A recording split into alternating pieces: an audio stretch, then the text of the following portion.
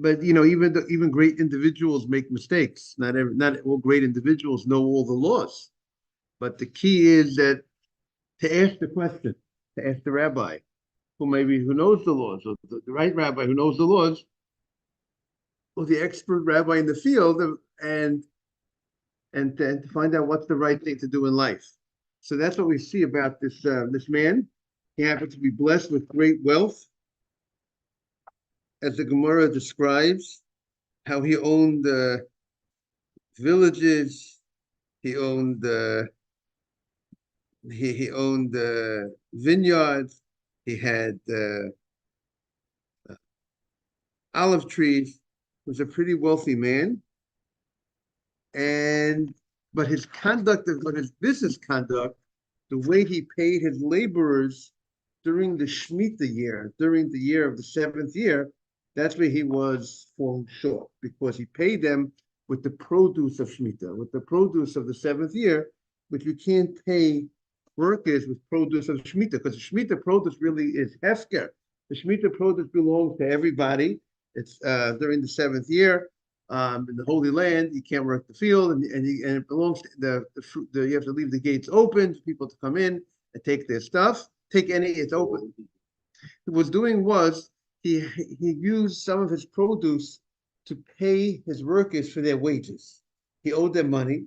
The workers were doing certain work in the field, which the Gemara is going to address. How are they allowed to do that type of work in the field?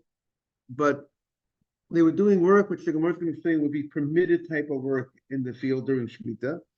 And he paid them, and how he paid them was, now of course, if they could do permitted work, but you pay them, but you can't pay them with the produce, right, Adam, of Shemitah produce.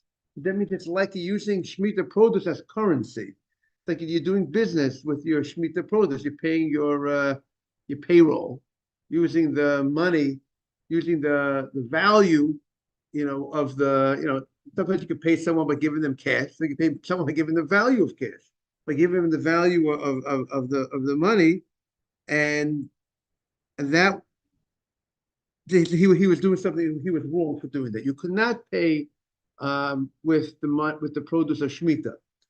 But what he did was, I presume what happened was, he came to the rabbi, and he asked him if this practice, what he questioned his own actions, which I think in itself is a beautiful thing, that we have to analyze our actions and see, are we doing everything right in life, or do maybe we're conducting ourselves. If somebody tells me, Rabbi Friedman, my father of blessed memory conducted business this way, but I'm not sure if this is right. I don't know what, he had his trucks going out on Shabbat. Am I allowed to have trucks going out on Shabbat? No, you can't have your trucks going out on Shabbat. Okay, maybe he did have the machira, maybe he did certain things to be able to, he sold it for Shabbat, whatever it was. But you have your name on the truck. Is your name on the truck? Does it say Mr.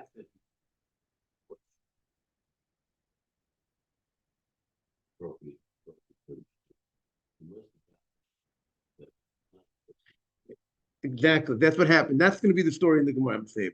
But I presume you're about to say the fact that he asked the question shows a lot about the person. Right. Right. People who don't ask questions, meaning are not, a lot of times it shows you they're not concerned. They're missing in the Yirat Shemayim. They're missing in the fear of Hashem, the awe of Hashem. Of maybe I'm doing something wrong. And also it says, Lo habayshen lamei, someone who is embarrassed will not learn, right, David? You have to be able to ask the question, not to be embarrassed to ask the question. If the rabbi tells you that it's not, I can't do that practice. Let's say it's an inappropriate business practice. I can't do it. That's it. And you'll only win at the end of the day. And if you want to send the group that we're on, you only win by doing the right thing. It might cost you a few dollars, like any investment costs some money. Sometimes it costs money, right, David? Do the right thing. Sometimes it costs money. But you know what? At the end of the day, it's going to be worth it. Whether you'll see the blessing immediately, you'll see the blessing later on. Welcome, Ralph, back. Good to see you. And so that's maybe that's going to be explanation, Mr. Haber, of why the rabbi, when the person left, he commented he never saw such a good person. In the last 40 years, this is one of the best straight people that he saw. Part of that, so the commentators are grappling with what was unique about this person. So Mr. Haber, I think, has emphasized the fact that he's asking questions. But there are other people that ask questions, right? He might not be the only one that asked the question. So what was unique that he saw in the 40 years? So presumably it wasn't only this act, there was many other things that he saw in the person. You could see a person's Yira Shemayim, you can see a person's awe of Hashem, person's emunah, person's the way, but also the commentators point out, there's one thing how you ask a question, there's one thing how you respond to the answer of the rabbi. The way we're going to see, the way one of the commentators say when he asks the question, and the rabbi tells him, you know what, this is not an appropriate practice. So it says he leaves, and then he leaves, and then he comes back to the rabbi, and he asks, and he asked the rabbi further question. But why, if he had another question to ask the rabbi, why did he go home and then come back? So some say because that illustrates his greatness. When the rabbi told him he can't use the fruit of his field to pay the workers, he didn't want to wait another moment to ask another question when he needs to stop the illegal practice. Good morning. When he needs to stop the illegal practice that's taking place. What's illegal practice? The non-halachic practice, against the Jewish law practice of them using the produce of his field to pay the workers. So he wanted immediately to go back home, tell him, no, you can't stop. Stop. It's like, someone's eating not kosher food. If you find out that you're feeding someone, another Jew, not kosher food, and you have a few questions, and the rabbi tells you, by the way, that's not kosher. And we have another question to ask the rabbi. What would you do? First, that moment, go back and stop it, because every second you could be involved in doing a sin every second by the person's eating, and you're doing the sin. That person's doing the sin, but you feeding him the food that's not kosher produce from Shemitah. That's what some want to point out. That was some of the greatness of this individual, that he went immediately back without asking the next question, which is going to cost him all that traveling time. It's not like today you get into a car and you move. We don't know what that traveling time was, but he was willing to go on 44B 2. That illustrates some of his greatness. So we'll go back to that point. Maybe we'll review that. We'll run through the story. It starts in the beginning of the paragraph on 44B2. Amma Evu. Got on the bottom, David, you have it on 44B2? The end of the page, column 1. Ralph, you have it, 44B2. Adam? Mr. Haber on 44B2. Amma Evu have a kamina kamed Rabbi Elazar bar Tzadok. I was once standing in front of Rabbi Elazar bar Tzadok. Atal kamei hu gavra. A person came, an individual. He's not named by his name, and he's Amalei, and he said to the rabbi, Karyata Italy, I own villages. Karmaya Italy, I own vineyards. Zaytaya Italy, I own olive trees. V'otu b'nei Karyata mekashkeshim b'kamaya. And during the Shemitah year, the people who live in the villages, who are workers of mine, they come and they hoe the vineyard. That means they're doing a certain type of agricultural work, moving regarding the soil during the Shemitah year. And the ochlim b'zaytaya, and they eat from the olive trees as payment. And he wants to know, is this practice good or not? Arich or lorich? Is this good or no good? On Malay, the rabbi said lorich. It's not good. It's not good practice. Meaning it's not kosher to feed them from that. Immediately the man left. He went back home. And Amma, so once he left, Amma, so Rabbi Elazar bar Tzadok says, I've lived in this land, like this neighborhood, for 40 years. I never saw some person who was so upright and straight and honest and sincere as this person. Rashi says, a person that I didn't see a person that goes in the derech yasha, the straight path, like this person. then the person comes back. The owner of the villages come back. He says, "Ma me'evad, what should I do in the future? What should I do?" Amalei. So he said, Afgaz, meaning how am I going to, what should I do to pay the workers in the future? Afgaz, you should make hefker, you should make ownerless your trees, your olive trees. Leave them alone. Leave them for the poor people. Let the poor people go ahead and eat from the olive trees. It's Shemitah time. It's the seventh year. And retain parataya lakashkushi kramim. And you should pay the workers, pay the workers pay them coins. Don't give them payment from the field. You can't use the field as payment. You use the money from your own pocket. Retain parataya lakashkushi kramim. Use your money from your own pocket to pay the workers. So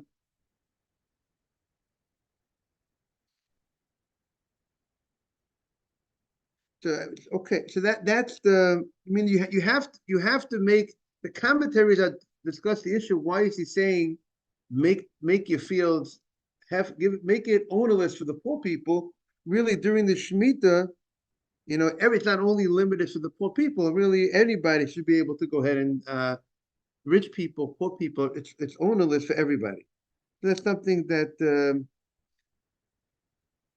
I mean. Usually it could be that usually who are the rich people are not coming to go to someone else's field during the Shemitah to take the produce. Usually it's the poor people that are going to be coming to the fields to take.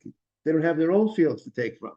So maybe that's why he emphasizes give it to the make your field hefker, ownerless. Open up, do whatever you can that the poor people should be able to eat from the field. And now you go ahead and you pay your workers from your pocket. So the Gemara now had the question. The only thing that we said was the problem was using the fruits of Shemitah to pay the laborers. But the actual work that was being done by the laborers, which was the hoeing of the field, there was no issue. The rabbi didn't say that's a problem. You shouldn't be doing that. So the Gemara questions that the kashkushe mishari. Is a person allowed to go ahead and hoe the field during the Shemitah year? We Tanya, we learned in a Breita. The pasuk says that Shvi'it in the seventh year, Tishmetena unetashta. You have to go ahead in the seventh year.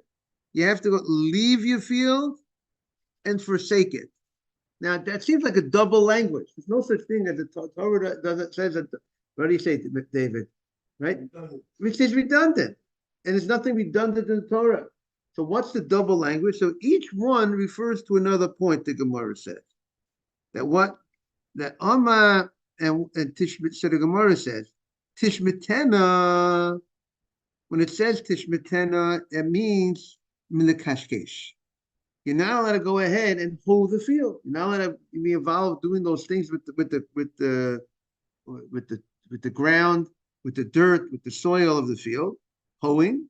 When the tashta means to go ahead and remove. Rashi says removing the rocks.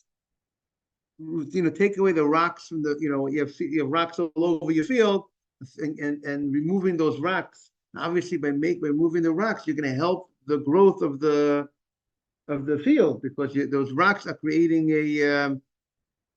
If you want, you can close the door of the room unless you want to leave the door open. Better. And you remove the rocks of the field, which will help the growth of the field because that is not allowed during the Shemitah. So each one is referring to. So we see clearly that the writer said the analogy is hoeing during the Shemitah year. So how is he allowed to continue in this activity of hoeing with the ground during the year? So the Gemara says that two types of hoeing. Amar Rav Ukva Bar Chama, Trei Kashkushi Have. There are two types of hoeing. One type is permitted and one type is forbidden. One chad satume pile. One is to close the cracks that are in the roots of the tree, to cover the roots with dirt in order that the roots shouldn't dry out. So that's continuing. What that's doing is you're just maintaining. You're just preventing loss. You're not going ahead and helping the growth. So that and v'chad ivruyelani. One type of hoeing is to actually pierce the ground that's on top of the roots of the tree and moving that dirt in order that it should be soft and the tree should be improved. So that will be a problem. Like there's something called preventing loss, and there's something called profiting. Two different things. And that's what the Gemara is making the distinction. By the way, we already turned the page, about 44b3. The two types of, and therefore the Gemara explains that avruyi lone asur, to go ahead like ivruyi, like the language, like briut, making healthy, making it strong, that to strengthen the ground, that will be a problem. But satume pile, but just to maintain that it should not get ruined. I'm not making it better. I'm not making something better. Let's say you put something in the refrigerator, right? You opened up a bottle of milk. When you put in the refrigerator, you're not making the milk better, just maintaining its strength where it's at. But if you're going to go in and do something to make the field better, to make an improvement, let's say you go ahead and take a bottle of milk and you put some chocolate in that milk bottle. Now you want to make it into chocolate milk. You've changed it. If that's for children, that's called, for grandchildren, that's called an improvement in the milk. It's now chocolate milk. That's a different level. But just maintaining maintaining would not be a problem. That's what the Gemara says. Heat it up. Right. See, very good. It's a very good point. You can maintain, and you can make, right. You're not, very good point. On Shabbat, you can't cook something. Morning, Michael, and welcome back.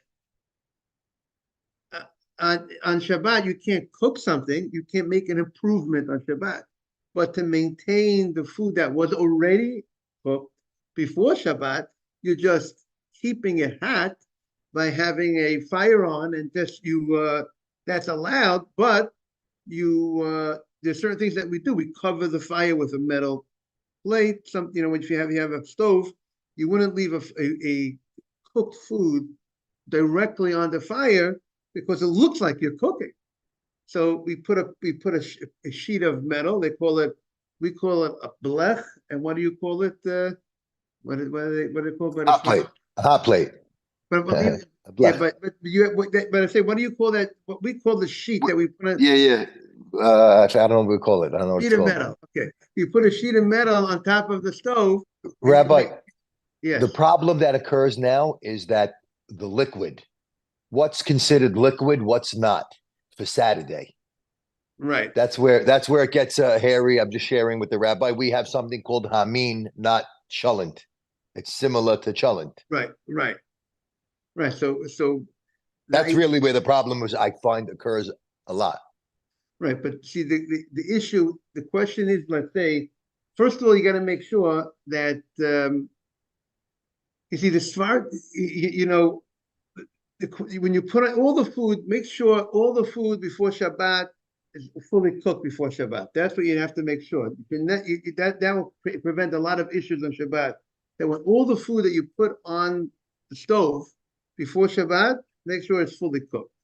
And that will prevent a lot of issues. Okay, so let's continue in the Gemara. The Gemara says, Amar Evo Mishum Rav Elazar Rav Tzadok. If Evo says the name of Rav Tzadok, I'm going to get out the Chofetz Chaim, the Mishnah Berurah. I'm going to get a very interesting discussion here about traveling before Shabbat.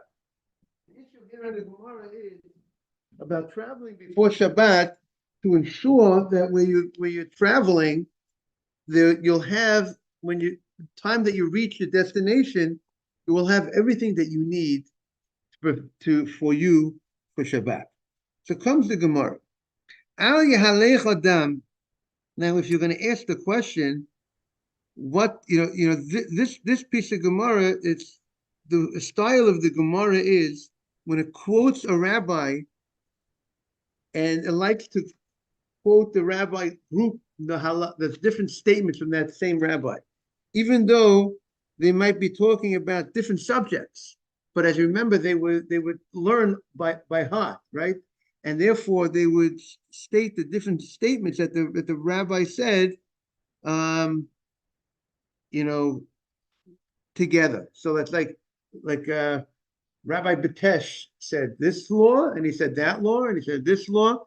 So these are the 5 laws that Rabbi Batesh says. Even though we only needed the first law of Rabbi Batesh regarding the Arava, here the rabbi was Rabbi Elazar Bar Sodok. We needed he gave us a report. The Gemara said that what he did by the Arava was that when the Hashanot came on Hoshana Rabbah, he took it and he didn't say a bracha on it. And that was what the Gemara, we needed that for our Gemara. But once we mentioned that statement from him, we mentioned other things that also were connected with him. And now we're going to have one more statement that has to do with him. What did he went on record? He went on record regarding the following subject. He said, a person should not travel he shouldn't go more than 3 parsot. What's a parsa? A parsa is a distance of a 72-minute distance to walk. That's a parsa. Parsa is 4 mil. So on Erev Shabbat, so do that times, he says not times 3.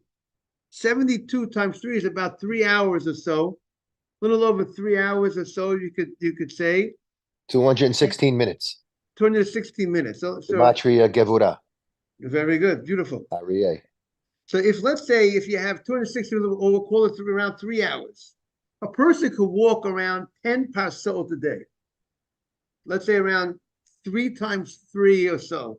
A person could walk around. If you say 3 hours times 3, about 9 to 10 hours a day. It's a nice amount of walking, right, David? People lose a lot of weight walking that amount of stuff. So we want a person to arrive at his destination not later than a third of the 3 hours into the day, which they say is about approximately a third of the day. So about a third of the day is about 4 hours into the day. So we want you to arrive at your destination by around, let's say if a day begins at 6 a.m., depending on the time of the year, 6 a.m. to 6 p.m., arrive at your destination by 10, because if you arrive by 10 in the morning, by 10, you've given enough time in the day for the people. If you're coming unannounced, the Gemara is going to explain what's the case. Where are you going that we have issues that we're concerned about? Maybe there's not going to be proper preparation for you. So, Amar Rav Kahana. So Rav Kahana says, what are we talking about? What's the concern? What's the issue? Lo amaran ela lebeite. You're coming home to your house.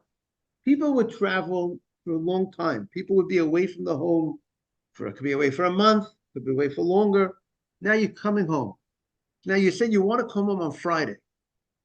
But if you're going to come home on Friday and you're going to come home late in the day, and it seems like, it's not like, the Gemara's time, they're talking about a place where people did not have excessive amount of food in their house, like we have refrigeration, and they're making so much extra food like today, what's going on. So in those days, if you're going to come home, if you're going to come unannounced, we don't have food for you. And we don't have enough time to prepare the foods for you. So it's not like today, okay, we'll go to the takeout store. It doesn't work that way. So this opinion says You can't do that if you're coming home to your house unannounced. Rather, what you're supposed to do is send a telegram behind that you're coming home that Friday, or don't arrive on Friday, or don't arrive Friday after a third into the day. Arrive in the first third of the day. Be home. Make sure you travel. You do your travels in the morning. That you travel with enough time to come home by a third of the day, by 4 hours into the day. By, let's say, in our example, I gave that 10 a.m. example. So your family will have enough time to make proper food for you. You should have proper food for Shabbat, but they can't cook on Shabbat. But if you go into your inn, let's say you want to travel to an inn on Friday, so then we say you're not relying. Then usually people will carry they're not relying on anybody there to prepare food for them.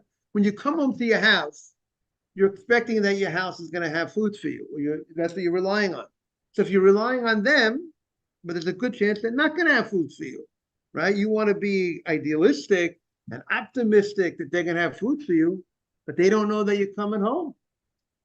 And therefore, there's a concern they're not going to have food for you. But if you're going to an inn where you know that the inn is not serving you food, not necessarily the inn is going to have food, so you're going to be more on top of your game to make sure you bring your own food. So therefore, you rely on what you have in your hands. And since you rely on what you have in your hands, and so then you could travel because you know what you got, and you're going to make sure that you have food for Shabbat. But if you don't have food for Shabbat, so then you wouldn't be able to travel to that area, to that inn, because you know the inn most likely is not going to have food for you. The motel. Others say, Omar of Kahana, lo nislucha ela afilu beitei. It's even in your house. You can't, even if you're going home, you cannot travel, enter your house, arrive at your home more than 4 hours into the day, later than 10 a.m. in that example. And for sure, and also, meaning even though you're coming home and your house is a place that you will find some food to eat, but the problem is there might not be sufficient food to eat, but they don't know that you're coming home. And you're coming home too late in the day for them to properly prepare food for you.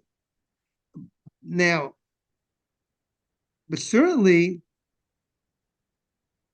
if you're going to an inn, to a motel, that there is a concern you might not find anything in the motel. So therefore, you should not travel even to the motel on Erev Shabbat. So in the Shulchan Aruch, they say the following. And one more thing in the Gemara, Amar Rav Kahana. So Rav Kahana says, "B'didi havi uvda." I had a story, and I came home on Friday. I got delayed. Maybe I planned on being home by 4 hours into the day. I planned on being home by 10 a.m. But you know what happened? I got caught up in the road. The roads were bad. The roads were muddy, or whatever the story was. And Vafilu Costa the Harsin Alaska. I didn't even find sardines in the house. I didn't even find small fish in the house. It's a type of food. It's a sardine that they used to fry it with oil. Fry it with flour. They coated it with flour, like maybe fish sticks type of thing. Have filled with flour. Sounds like they had fish sticks, but we didn't even have little fish sticks to go ahead in honor of on the Shabbat. Right. Still frying it, still small packs. Back then. It's a little job. It takes a little time. Right. And you didn't even find that. And there's an idea, like in honor of honoring the Shabbat, owning Shabbat, you're supposed to enjoy the Shabbat. You're supposed to very good foods on Shabbat, but at least a small dish. If you can't afford to make a nice big dish in honor of Shabbat, a small dish. So these are small sardines. These are small little fish covering with. So you are, yes, you are making something. You are putting it with some flour, and they weren't able to. They weren't able to go ahead and even find that.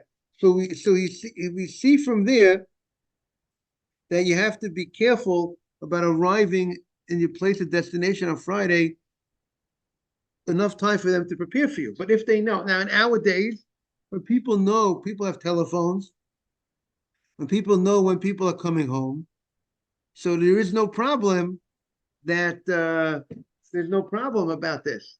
Everybody will go ahead. They know you're coming home, so they know in advance to go ahead and to prepare properly. David, what do you say? Everyone knows today. So this shouldn't apply today because, but what do we get out of it today? What we get out of it today, the importance of having proper food for every member of the house, meaning not to ever undercook, right, Michael? A person should never should be a situation that you might be having company in your house for Shabbat. The people that might come, and and you say, you know what? I'm not concerned they're going to come. You know they might come. You know people might come. Even today in our days, there's sometimes a situation that you might have people in your neighborhood that are not traveling necessarily, but maybe they say to you, we might come the Shabbat meal, right? You know, a lot of times you give an invite, you got to make sure that you got enough food for them. We always put an extra plate. We always set the table with an extra plate, empty, for somebody, for a guest. Right, right. That may be, that might, okay, that's a beautiful thing. You have it, you have it just in case a guest comes. But I'm saying in a more, I'm saying, but a lot of times in life, you know, there might be people that might show up. Sometimes a person's their son might bring over friends on Shabbat for the meal. But do you have enough food for them? Meaning, because there's the special mitzvah, they need to enjoy the Shabbat. So the Chafetz Chaim. It's funny. It's funny you're talking about this because we're talking about the Korban Pesach now. Ah, very good. You couldn't do that. You had right, to, because the Korban Pesach, everyone had to be counted on the Korban Pesach. That's what you're saying, Mike. Yeah. Right. Yeah. So in the Shulchan Aruch it says we want a person should not travel more than 3 parsot, meaning which the way the Chafetz Chaim understands that means you should arrive by the amount of time by 4 hours into the day, in order that you should arrive in your house with a lot of time that they can prepare the proper foods for you for Shabbat. Whether you're going to your own house, whether you're going to someone else's house. But obviously he says, but if you're in a place that if you're in a place that there's no food for you where you are, and therefore now you could go to a place there is food, so better arrive 2 o'clock in the afternoon to a place that there is food, travel so you get the food, then not travel at all and you don't have the food. Now, and then he says, if you told them, if they know that you're coming, then there's no issue. Just to make sure you arrive enough time before Shabbat to prepare get your shower in or whatever you need to do for Shabbat. Meaning in today's day and age, when people are traveling before Shabbat, going wherever they're going home, they're going to make sure they come home. They know you're coming home, so there's no problem with food for you.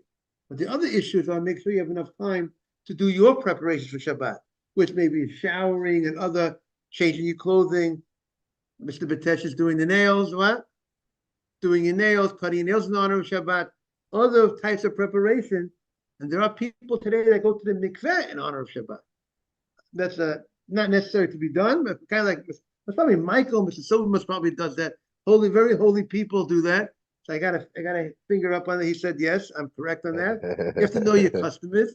I know a lot of people here, by the way, holy. Everyone's holy in this room, but there are certain people that do certain type of holy type of, I could see the, Kabbalistic type of things.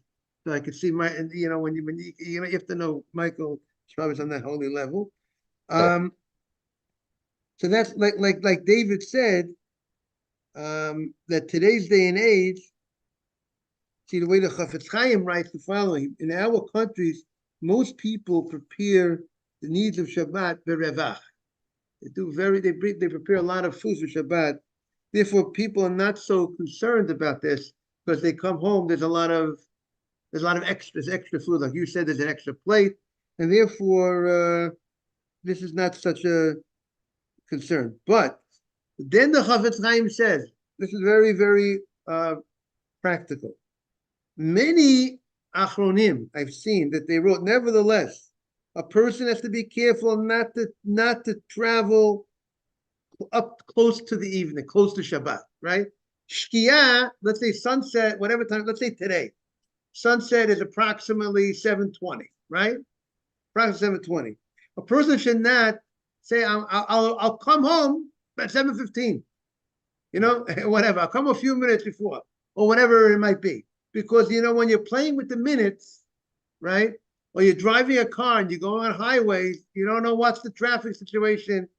I like people traveling, but if people's schedule are very close, very tight for whatever reason is, trains, I think, are much more reliable than highways. Everyone agree to it? What? Used to be better or worse?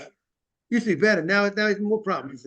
But what if you're on I know in the car, obviously, you have to get out, but what about on the train? Like you're not operating the train. What's the Right. So, I mean, if you obviously if you could get out at any point, but you have this issue of carrying and other issues. You have to figure out if you could get out at any point and drop off your stuff somewhere and then walk. We run Shabbatons. I don't know. I think that guy had a problem. He was running. I don't know what the story was. So he got off the train. He went into in an Ocean Parkway. You have no problem. You find the shul. He put out his stuff, and then he walked to the house. Because you don't want to be. What happens when you get off the train? There's carrying. There's muktzeh. There's all other issues. That if you could deal with that, but again, you're saying, if there's a concern today, like you said, with the trains, so people have to also keep that in mind. They have to not to travel on trains so close to Shabbat either. Our rule of thumb generally, when we drive by car, we try to give at least twice the amount of time. You like that idea, David? We double the trip. So that gives us, we're giving a certain normal cushion. If you double the trip, so you shouldn't have any trouble, right? Shouldn't take you double the time. So if you would do that, if you have a half-hour train ride, but again, it's not enough just to arrive before Shabbat. To arrive before Shabbat in order to do whatever other preparation you need before Shabbat. And the Chafetz Chaim says he sees that he says the rabbi spoke about, you shouldn't travel so close to Shabbat. Because many times they come to desecration of Shabbat. Because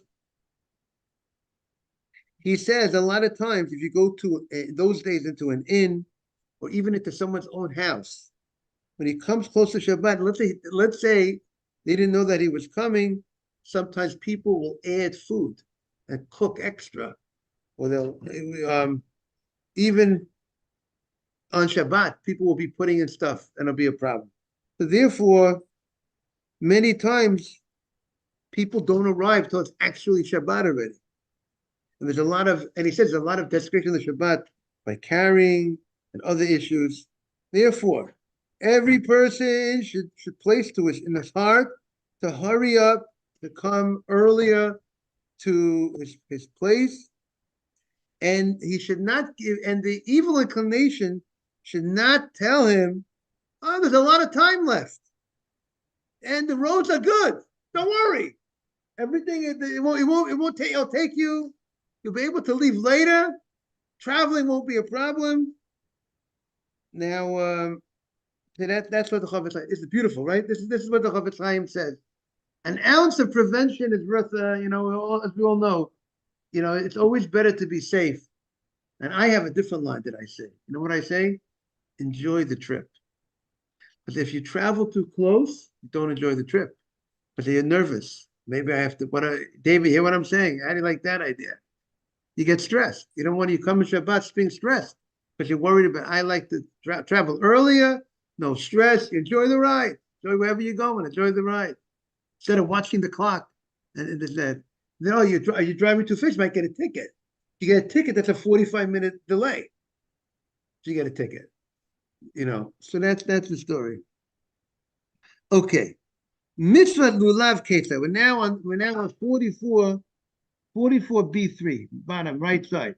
Mitzvah lulav kesed. I mean, maybe if you want to see what the Ravadi, maybe take out the Yalkut Yosef, Ravadi Yosef, maybe, to see what he says in Siman Reish Mem Tet regarding this law that we just spoke about traveling before Shabbat.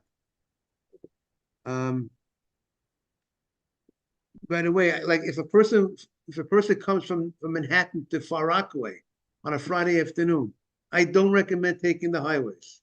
I always say go through Brooklyn. If you go from Manhattan to Far Rockaway, you go through Brooklyn. It takes a little extra time, but it's a pretty safe bet, right, Ralph? Am I right?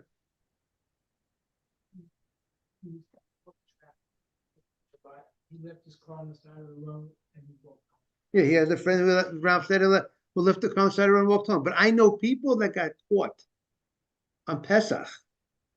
Maybe it was a Friday, Pesach was Friday night, whatever it was, and they got caught on the highway going to Far Rockaway. I say never go on a Friday to Far Rockaway close to Shabbat on a highway. You get stuck for a couple of hours traveling. But you go to through Brooklyn, it takes you an hour. Takes an hour to go through Brooklyn. But sometimes the little extra few minutes it's a safe investment. Right? Long-term investments, short-term investments, right? Okay, so what does it say here in the Yalkut Yosef? He says,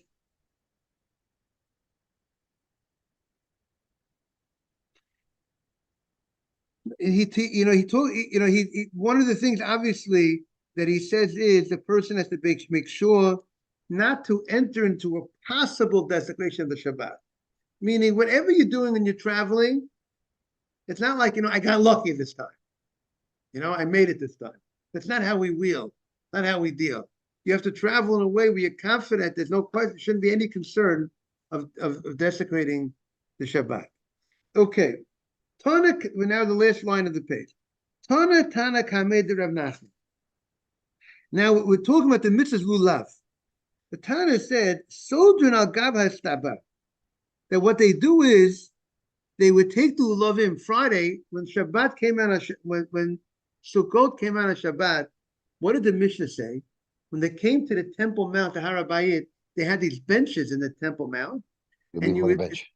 What'd you say, Michael? They leave him on the bench. And leave him on the bench. They would organize the lulavim on the bench, and then in the morning, they would bring them Friday afternoon. For the Shabbat, you won't be able to carry. And on Shabbat day, each person will come to take his lulav. And Sodan al Gavistaba. Now, these benches there was like a awning on top of the benches. So this reading has it that they actually organized the lulavim on top of the awning that's on top of the benches. Like you have a dugout, right? You have a dugout. So you have there's inside dugout on top of the dugout. The dugout has an awning, right, Mr. Haber? Dugout for baseball. So the Gemara says, do you want to you're going to dry them? They're going to get dried out if you put them on top of the awning. The lulav will get dried out. It's facing the sun. Now we're on 45A. You put it on top of the, it's on the bench, but it's not on top of the, you have to say, it's al gavistaba, on top of the bench, but not on top of the awning. And we'll see tomorrow. We'll continue this piece. I want to wish everyone a beautiful day, a beautiful davening, and especially now the summer's coming when people travel Friday up to Deal. They're traveling to Deal. They gotta be careful on the traffic, how much time they leave before Shabbat. Succah Baruch, Rabbi. Thank you. Have a great day. You too. Thank you for joining, Mike. Rabbi. Thank you, Rabbi. Mazel tov for the wedding. Yeah, thank you. Thank you so much, Michael.